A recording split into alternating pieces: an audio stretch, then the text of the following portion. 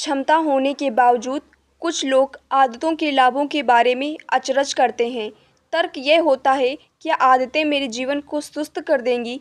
मैं अपने आप को ऐसे जीवन शैली में नहीं ढाल सकता जिसमें मैं रस ना ले सकूं।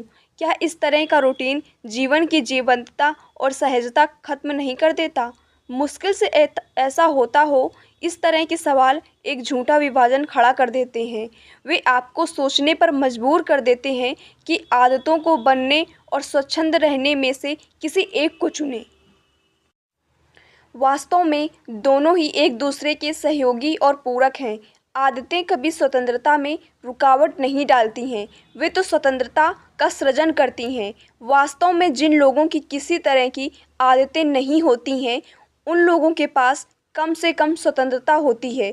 अच्छी वित्तीय आदतों के बिना आप हमेशा हर डॉलर के लिए कठिनाई झेलेंगे। सेहतमंद आदतें न होने पर आप हमेशा ऊर्जा की कमी महसूस करेंगे। सीखने की अच्छी आदत के अभाव में आप हमेशा पिछड़ा हुआ अनुभव करेंगे। हमेशा ही यदि आपको मामूली कामों जैसे मैं एक्सरसाइज कब करूं, मैं लिखने कहाँ जाऊं, मैं बिलों का पैसा कब जमा करूं आदि के लिए भी फैसले लेने की नौबत आ जाए तो समझ लीजिए कि आपको स्वतंत्र रहने का समय नहीं मिल सकेगा। जीवन के मूल तत्वों को अपेक्षाकृत आसान बनाकर ही आप दिमाग में वह जगह पैदा कर सकते हैं जब आप मुक्त होकर सोचें और रचनात्मक कार्य करें।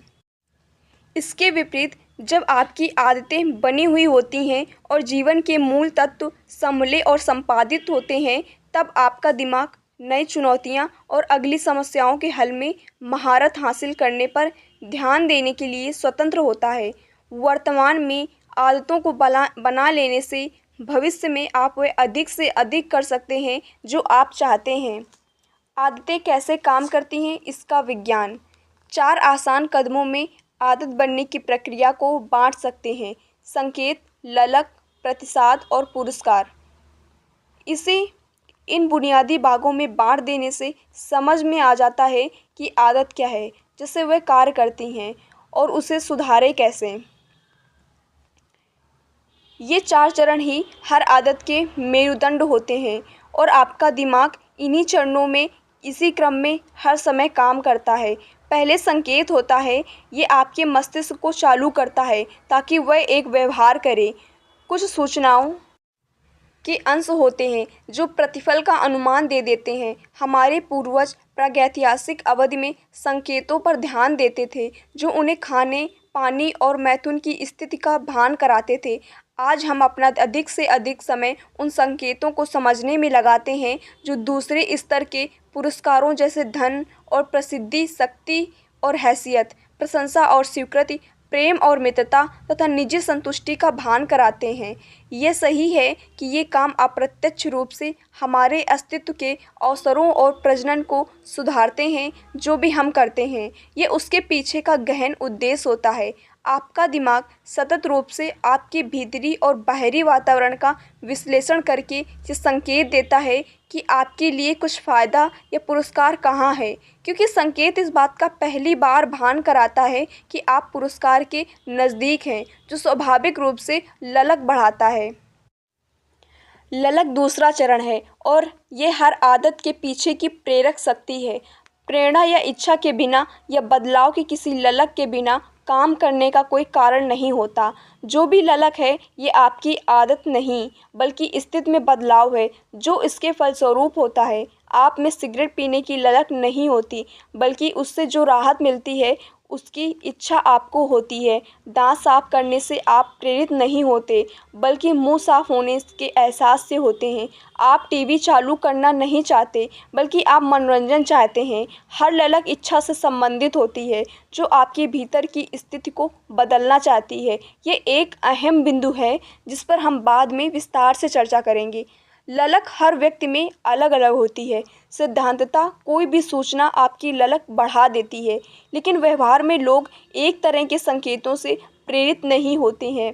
जुआरी के लिए स्लॉट मशीन की ध्वनि में वह बात होती है जो उसकी इच्छा को तीव्र करती है। कुछ लोगों के लिए जो कभी कभार जुआ खेलते हैं, कैसीनो की ध्वनियाँ मात्र पीछे से होने वाला शोर रहती हैं। जब तक व्याख्या न हो तब तक संकेत व्यर्थ रहते हैं। देखने वाले के विचारों, एहसासों और भावनाओं से ही कोई संकेत ललक में बदल जाता है। तीसरा कदम प्रतिसाद होता है। प्रतिसाद ही वास्तविक आदत होती है जो आप करते हैं, जो एक विचार या कार्य का स्वरूप ले सकती है। कोई प्रतिसाद मिलता भी है या नहीं, ये इस बात पर निर्भर करता है कि आप कितने प्रेरित हैं और व्यवहार से कितना अवरोध जुड़ा है। यदि किसी खास काम में आपकी इच्छा से अधिक शारीरिक या मानसिक प्रयास करने होते हैं तो आप उसे नहीं करेंगे। आपकी क्षमता के आधार पर भी आपके प्रतिसाद तय होते हैं। ये सुनने में आसान लगता है, लेकिन आदत तभी बन सकती है जब आप उसे करने में समर्थ होते हैं। यदि आप बास्केटबॉल में बॉल फेंकने की इच्छा रखते हैं लेकिन आप पर्याप्त ऊंचा कूद नहीं सकते, तो आपकी किस्मत खराब है। अंततः प्रतिसाद आपको पुरस्कार देता है। हर आदत का अंतिम लक्ष्य पुरस्कार होता है। संकेत पुरस्कार को देखते हैं, ललक पुरस्कार पाने की इच्छा को व्यक्त करती है। प्रतिसाद से तात्पर्य पुरस्कार हासिल करने से है। हम पुरस्कारों का पीछा इसलिए करते हैं क्योंकि इससे दो बातें होती हैं। फर्स्ट, वे हमें संतुष्ट करते हैं और सेकंड, वे हमें शिक्षित करती हैं। पुरस्कारों का पहला उद्देश्य आपकी ललक को संतुष्ट करना होता है। पुरस्कारों के स्वयं अपने लाभ होते हैं। खाना और पानी आपको ऊर्जा देते हैं जो जीवित रहने के लिए ज़रूरी है। पदोन्नत होने से ज़्यादा धन और सम्मान मिलता है। अपने शरीर को सही आकार में रखने से आप सेहतमंद होते हैं और डेटिंग की आपकी संभावनाएं बढ़ जाती हैं। सबसे तात्कालिक लाभ यह होता है कि पुरस्कार खाने के प्रति, कोई दर्जा हासिल करने के प्रति या स्वीकृति हासिल करने के प्रति आपकी ललक को संतुष्ट करते हैं। कम से कम एक पल के लिए तो पुरस्कार आपको ललक से तृप्ति और राहत प्रदान करते हैं। दूसरा, पुरस्कार हमें सिखाते हैं कि कौन सा काम भविष्य में भी याद रखा जाना है। आपका मस्तिष्क पुरस्कार को पहचान लेता है। जब आप जीवन को देखते हैं तो आपका तंत्रिका तंत्र सतत रूप से यह देखता है कि किस काम से आपकी इच्छा संतुष्ट हो रही है और प्रसन्नता मिल रही है। सुख और दुख के अनुभव फीडबैक तंत्र का हिस्सा हैं, जो अनुपयोगी के स्थान पर विभिन्न उपयोगी काम करने में आपको दिमाग की मदद करते हैं। पुरस्कार फीडबैक लूप को बंद कर देते हैं और आदत चक्र को पूरा कर देते हैं। यदि किसी भी चार चरणों में व्यवहार अपर्याप्त है तो आदत नहीं बनेगी। संकेत को ही खत्म कर दिया जाए तो आदत कभी शुरू नहीं हो सकेगी। ललक को कम कर दें तो काम करने के लिए आपको प्रेरणा नहीं मिलेगी। व्यवहार को मुश्किल कर दीजिए तो आप इसे नहीं कर सकेंगे। यदि पुरस्कार आपकी इच्छा को संतुष्ट करने में सफल नहीं होता है तो आप इसे भविष्य में फिर नहीं करेंगे। प्रथम 3 चरणों के बिना व्यवहार उभरेगा नहीं। सभी चारों के बिना व्यवहार दोहराएगा भी नहीं। संक्षेप में कहें तो संकेत ललक को बढ़ाता है तो प्रतिसाद के प्रति प्रेरित करता है। यही पुरस्कार देता है और हमारी ललक को शांत करता है। अंततः इसका संबंध संकेत से ही होता है। ये चारों चरण एक साथ एक न्यूरोलॉजिकल फीडबैक लूप बनाते हैं। संकेत, ललक, प्रतिसाद और पुरस्कार। संकेत, ललक, प्रतिसाद, पुरस्कार स्वचालित आदत की रचना करते हैं। इसी चक्र को हैबिट लूप कहते हैं। ऐसा नहीं है कि 4 कदमों की यह प्रक्रिया कभी कभार होती है, बल्कि ये अंतहीन फीडबैक लूप है जो आपके जीवित रहने तक हर पल एवं लगातार चलती रहती है और हर गतिविधि पर सक्रिय रहती है। मस्तिष्क लगातार आसपास के वातावरण को स्कैन करता रहता है और अनुमान लगाता है कि आगे क्या होगा। विभिन्न प्रतिसादों को ढूंढता है और परिणामों से सीख लेता है। समस्त प्रक्रिया कुछ क्षण में हो जाती है और हम उसे बार बार बिना सोचे समझे दोहराते हैं, जबकि हर चीज़ पूर्व के क्षणों में ही समाहित रहती है। इन चारों को हम 2 चरणों में विभक्त कर सकते हैं, समस्या का चरण और हल का चरण। समस्या के चरण में एक संकेत तथा ललक होती है और आप समझ जाते हैं कि कुछ बदलने की ज़रूरत है। हल के चरण में प्रतिसाद और पुरस्कार आता है और ये तब होता है जब आप काम करते हैं और इच्छित बदलाव को हासिल कर लेते हैं। समस्या का चरण संकेत और ललक, हल का चरण प्रतिसाद और पुरस्कार। पूरा व्यवहार किसी समस्या को हल करने की इच्छा से चल रहा होता है। कभी कभी समस्या ये होती है कि आपको लगता है कि कोई चीज़ अच्छी है और आप उसे पाना चाहते हैं। कभी कभी समस्या आपके दर्द के आभास की होती है जिससे आप राहत पाना चाहते हैं। दोनों तरह से हर आदत का मकसद आपके सामने आई समस्या को हल करने का होता है। फॉर एग्जाम्पल, समस्या का चरण संकेत में आपके फ़ोन पर कोई नया मैसेज आया तो इसकी ललक होगी, आप उस मैसेज को जानने की इच्छा रखते हैं। और हल का चरण है कि प्रतिसाद, आप फ़ोन उठाकर मैसेज देखते हैं पर पुरस्कार में संदेश पढ़ने की आपकी ललक पूरी होती है। फ़ोन को उठाना फ़ोन के बजने से संबंधित होता है। और सेकंड समस्या की समस्या का चरण है संकेत में आप ईमेल का उत्तर दे रहे हैं और इसकी ललक है, आप तनाव अनुभव करने लगते हैं और काम के बोझ से थकने लगते हैं। आप खुद को नियंत्रण में रखना चाहते हैं।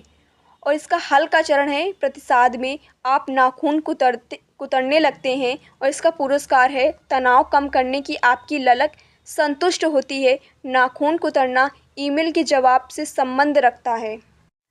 समस्या का नेक्स्ट चरण है आप संकेत में आप सुबह उठते हैं और इसकी ललक है, आप सचेत होना चाहते हैं। और हल के चरण में इसका प्रतिसाद है आप एक कप कॉफ़ी पीते हैं और पुरस्कार होगा सचेत होने की आपकी ललक पूरी होती है। कॉफ़ी पीने का संबंध जागने से है। और इसके नेक्स्ट समस्या का चरण संकेत में होगा ऑफिस से निकल कर आप सड़क पर चलते हैं और आपको पास ही डोनट की दुकान से खुशबू आती है और इसकी ललक होगी, आप डोनट खाने की ललक रखते हैं। हल इसका चरण इसका प्रतिसाद होगा आप डोनट खरीदकर उसे खाते हैं और इसका पुरस्कार ये होगा आप अपनी ललक डोनट खाकर पूरी करते हैं। डोनट खरीदना आपके ऑफिस के करीब सड़क पर चलने से संबंधित है। और अगली समस्या ये होगी कि संकेत में है आप काम में एक प्रोजेक्ट पर कहीं अटक जाते हैं। इसका ललक होगा आप अटका हुआ महसूस करते हैं और अपनी कुंठा से मुक्त होना चाहते हैं। इसके हल के चरण में है प्रतिसाद, आप फ़ोन उठाते हैं और सोशल मीडिया देख लेते हैं और इसका पुरस्कार ये हो जाता है कि आपकी ललक पूरी होती है और आप राहत महसूस करते हैं। सोशल मीडिया को देखना काम के दौरान अवरोध आने से संबंध है। नेक्स्ट समस्या है आप एक डार्क रूम में जाते हैं। इसकी ललक होगी आप वहाँ देखना चाहते हैं और इसका हल के चरण में प्रतिसाद होगा आप लाइट का बटन चालू करते हैं और इसका पुरस्कार वहाँ देखने की ललक पूरी होती है। लाइट चालू करने का संबंध डार्क रूम में होने से संबंधित है। ये जो पेज में अभी टेबल जो पढ़ी जा रही थी उसमें आप कुछ उदाहरण देख सकते हैं कि ये वास्तविक जीवन में कैसा दिखता है। सोचिए कि आप डार्क रूम में जाते हैं और लाइट का स्विच चालू करते हैं। आपने इसे आदत के रूप में इतनी बार किया है कि ये आप बिना सोचे कर सकते हैं। आप चारों चरणों को क्षण भर में पूरा कर लेते हैं। कार्रवाई करने की तीव्र इच्छा बिना सोचे ही आपको प्रभावित कर देती है। जब हम वयस्क हो जाते हैं तब हम मुश्किल से ध्यान देते हैं कि आदतें हमारी ज़िंदगी को चला रही हैं। हमसे ये अधिकांश लोग इस बात पर चिंतन नहीं करते हैं कि हर सुबह हम किसी एक ही पैर के जूते के फीते पहले क्यों बांधना आरंभ करते हैं या उपयोग करने के बाद ही टोस्टर का प्लग क्यों निकालते हैं या काम से लौटने पर आरामदायक परिधान क्यों पहनते हैं। मानसिक प्रोग्रामिंग के दशकों बाद हम खुद अपने आप इस तरह की सोच और काम के पैटर्न में चले जाते हैं। व्यवहार बदलने के 4 नियम। अगले अध्यायों में हम देखेंगे कि संकेत, ललक, प्रतिसाद और पुरस्कार कैसे बार बार लगभग हर उस बात को प्रभावित करते हैं जो हम हर दिन करते हैं, परंतु वह करने से पहले हमारे लिए यह ज़रूरी है कि हम इन 4 कदमों को व्यवहारिक संरचना में बदल दें ताकि हम अच्छी आदतों को बना सकें और बुरी आदतों को ख़त्म कर सकें। मैं इस संरचना का उल्लेख व्यवहार बदलने के 4 नियम के रूप में करता हूँ और ये अच्छी आदतों को बनाने और बुरी आदतों को ख़त्म करने के सरल नियम प्रदान करती है। आप हर नियम को एक लीवर जैसा मान सकते हैं जो मानव व्यवहार को प्रभावित करता है। जब ये लीवर सही स्थिति में होते हैं तो अच्छी आदतों को बनाने में प्रयास नहीं लगते। जब वे गलत स्थिति में रहते हैं तो ये लगभग असंभव होता है। अच्छी आदतें कैसे बनाएं? इसका फर्स्ट नियम, संकेत, इसे स्वाभाविक और स्पष्ट बनाएं। सेकेंड रूल ललक, इसे आकर्षक बनाएं। थर्ड रूल प्रतिसाद, इसे आसान बनाएं। और फोर्थ रूल पुरस्कार, इसे संतोषप्रद बनाएं। हम इन नियमों को उलटकर यह जान सकते हैं कि खराब आदत को कैसे खत्म करें। तो इसमें बताया गया है कि खराब आदत को कैसे खत्म करें। पहले नियम का उलट संकेत, इसे अस्पष्ट बनाएं। दूसरे नियम का उलट ललक, इसे अनाकर्षक बनाएं। तीसरे नियम का उलट प्रतिसाद, इसे कठिन बनाएं। और चौथे नियम का उलट पुरस्कार, इसे संतोषजनक बनाएं। मेरे लिए दावा करना गैर जिम्मेदाराना हो सकता है कि 4 नियम किसी भी मानव व्यवहार को बदलने की संपूर्ण संरचना है, लेकिन मैं सोचता हूँ कि ये इसके बहुत आसपास है। आप जल्द ही देखेंगे कि व्यवहार परिवर्तन के ये चारों नियम खेल से लेकर राजनीति, कला से लेकर दवाओं, कॉमेडी से लेकर प्रबंधन तक लगभग हर क्षेत्र पर लागू होते हैं, चाहे आप कैसी भी चुनौती का सामना कर रहे हों। इन नियमों को प्रयोग में लाया जा सकता है। हर आदत के लिए पूरी तरह अलग तरीका अपनाने की ज़रूरत नहीं है। जब भी आप अपने व्यवहार में परिवर्तन चाहें तो आप स्वयं से आसान सवाल पूछ सकते हैं। मैं इसे कैसे स्पष्ट बना सकता हूँ? मैं इसे कैसे आकर्षक बना सकता हूँ? मैं इसे कैसे आसान बना सकता हूँ? और मैं इसे कैसे संतोषप्रद बना सकता हूँ? यदि आपने कभी सोचा हो कि मैं वह क्यों नहीं करता जो मैं कहता हूँ कि मैं करने जा रहा हूँ? मैं क्यों वज़न कम नहीं कर पा रहा हूँ, या सिगरेट पीना बंद नहीं कर पा रहा हूँ, या सेवानिवृत्ति के लिए पैसा नहीं बचा रहा हूँ, या अलग से कोई कारोबार क्यों नहीं कर रहा हूँ? किसी चीज़ को मैं क्यों अहम कहता हूँ लेकिन मैं उसके लिए कभी समय नहीं निकाल पाता? तो इन सवालों के जवाब इन 4 नियमों में ही कहीं मिल सकते हैं। अच्छी आदतों को बनाने और खराब को ख़त्म करने की कुंजी इन मूलभूत नियमों को समझने और अपने अनुसार उनमें बदलाव करने में छिपी है। हर लक्ष्य विफल होगा यदि वह मानव के मिजाज के विपरीत होगा। जीवन में जो तंत्र हैं उनके अनुसार आपकी आदतें बनती हैं। बाद के अध्यायों में हम इन नियमों पर एक के बाद एक चर्चा करेंगे और बताएंगे कि आप किस तरह से एक ऐसी प्रणाली बनाने में उनका उपयोग कर सकते हैं जिनमें अच्छी आदतें स्वाभाविक तौर पर उभरें और खराब आदतें लुप्त हो जाएं। अध्याय का सार। आदत वह व्यवहार है जिसे कई बार दोहराया गया है, जिसके चलते वह अपने आप होती है।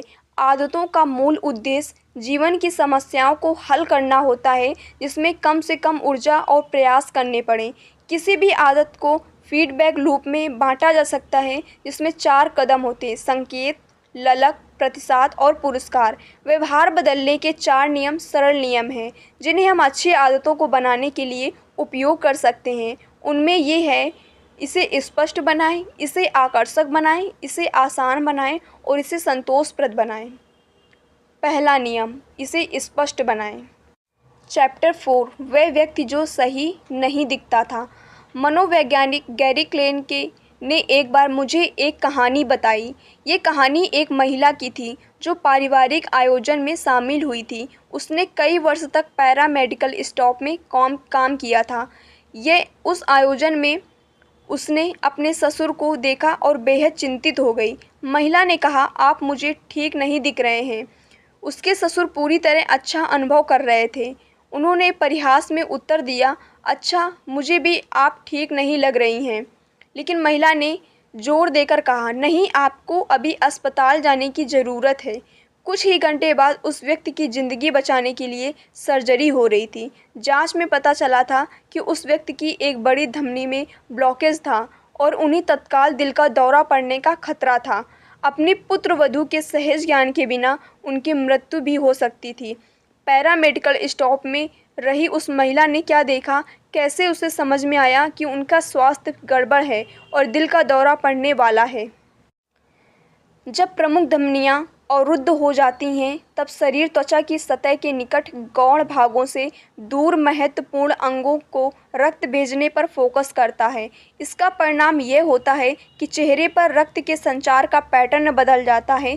कई वर्षों तक हार्ट के मरीजों के साथ काम करते हुए उस महिला ने अनजाने में ही यह क्षमता विकसित हो गई थी कि वह देखते ही ये पैटर्न पहचान लेती थी। वह ये समझा तो नहीं सकी कि उसने अपने ससुर के चेहरे पर क्या देखा, लेकिन वह जानती थी कि कुछ तो गड़बड़ है। इस तरह की कहानियाँ अन्य क्षेत्रों में भी देखने को मिलती हैं। उदाहरण के लिए सैन्य विश्लेषक ये आसानी से पहचान सकते हैं कि रडार स्क्रीन पर आने वाली कौन सी ब्लिप दुश्मन के मिसाइल की है और कौन सी उनके अपने बेड़े के विमान की है, जबकि दोनों समान गति से आ रहे होते हैं और समान ऊंचाई पर होते हैं और लगभग हर पहलू से राइडर पर एक जैसे दिख रहे होते हैं।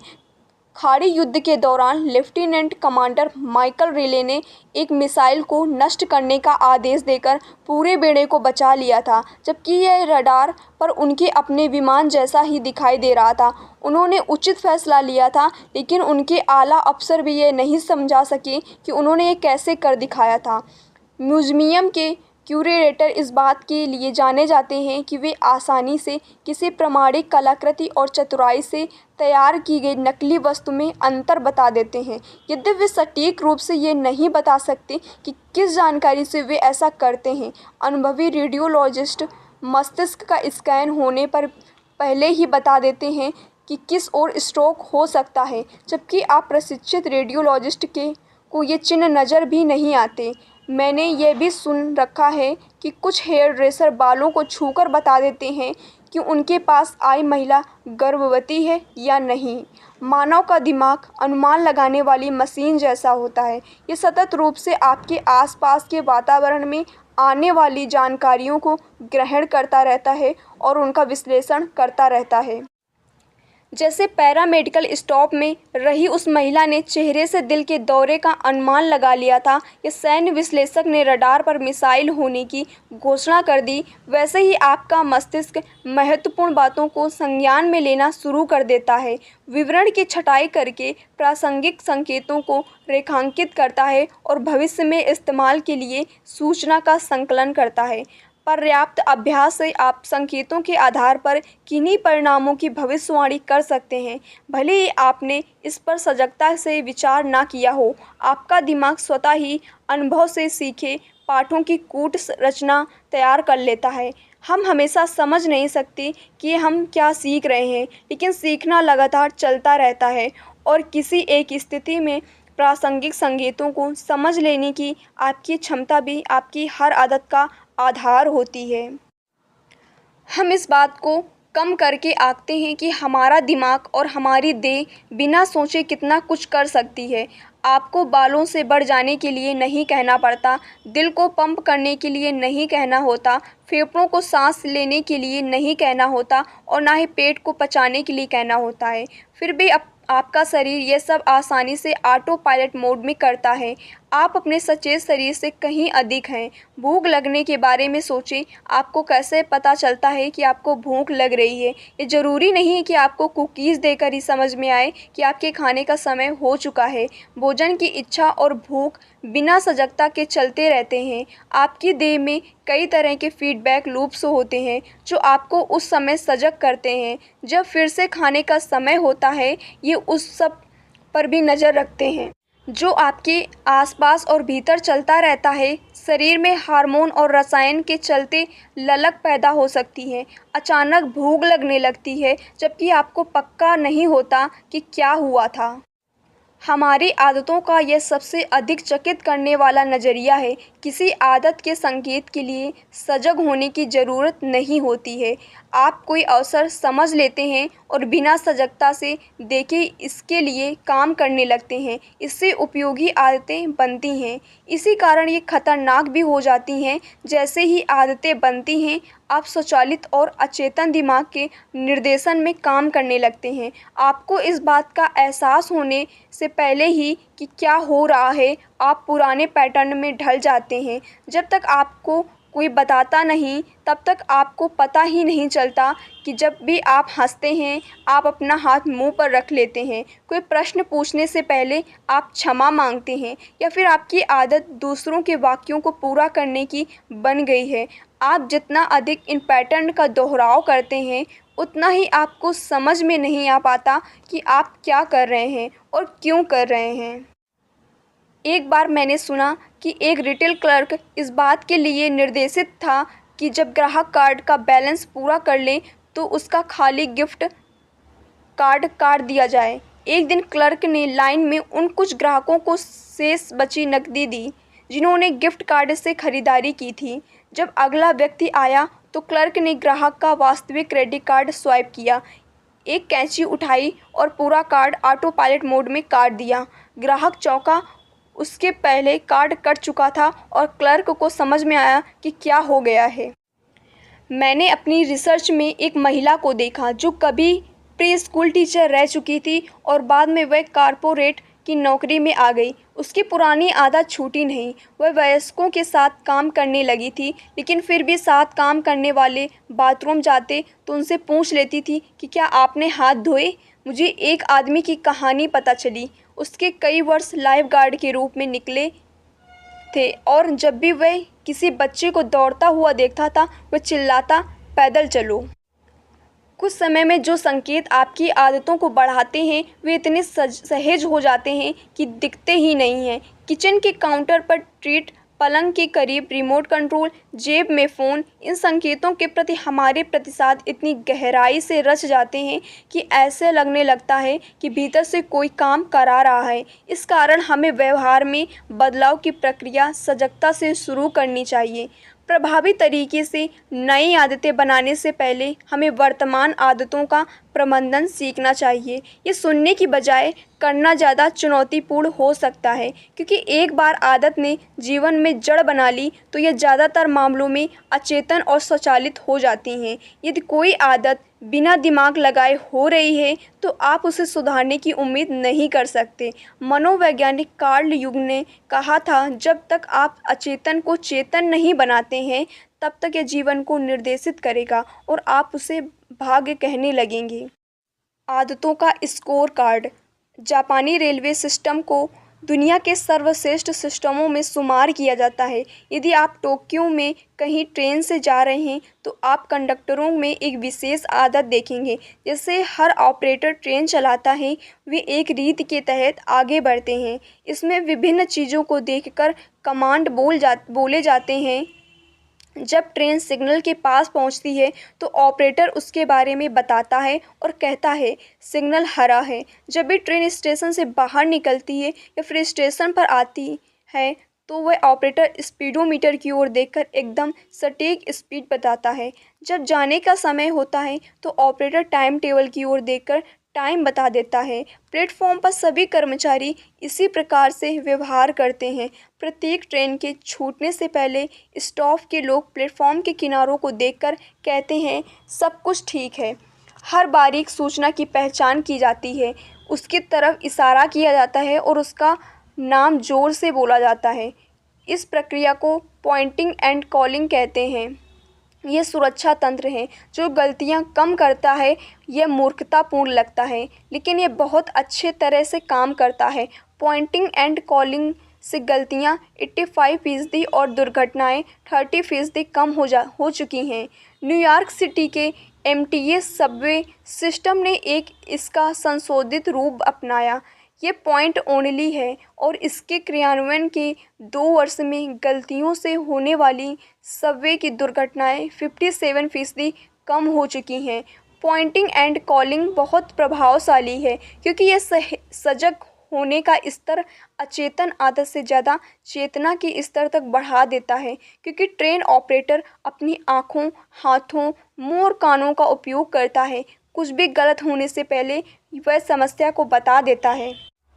मेरी पत्नी भी ऐसा ही करती है। जब भी हम किसी ट्रिप के लिए बाहर जा रहे होते हैं वह ज़रूरत की चीज़ों को बोलने लगती है, जैसे मैंने अपनी चाबियां रख ली है, मैंने अपना वॉलेट रख लिया है, मैंने चश्मा रख लिया है, मैंने पति को भी रख लिया है। व्यवहार जितना अपने आप होने लगेगा हम उसके बारे में सोचना कम करने लगेंगे और फिर जब हम कोई चीज़ हज़ारों बार कर देते हैं तो हम उसकी उपेक्षा करने लगते हैं, ये मानकर हम चलते हैं कि अगली बार भी वैसा ही होगा जैसा पिछली बार हुआ था। जो हमने हमेशा किया है हम उसके इतने अभ्यस्त हो जाते हैं कि हम स्वयं से सवाल करना भी बंद कर देते हैं कि यह सही है भी या नहीं। कामकाज में कई असफलताएं सजगता के अभाव में होती हैं। आदतों को बदलने में हमारी सबसे बड़ी चुनौती उस बारे में सजगता कायम रखना है जो हम वास्तव में कर रहे हैं। इससे हमें यह समझने में मदद मिलती है कि क्यों बुरी आदतों का परिणाम हमें धीरे धीरे भुगतना पड़ता है। हमारे निजी जीवन में भी हमें पॉइंट एंड कॉल का सिस्टम अपनाना चाहिए। यह आदतों के स्कोर कार्ड का उद्गम है।